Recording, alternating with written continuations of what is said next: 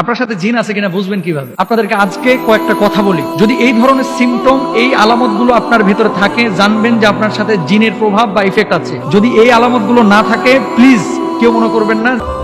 অনেক সময় খিঁচুনি বা মৃগী রোগী যেগুলা রয়েছে, মৃগী রোগ, এটা অনেকেরই রয়েছে, আর অনেকে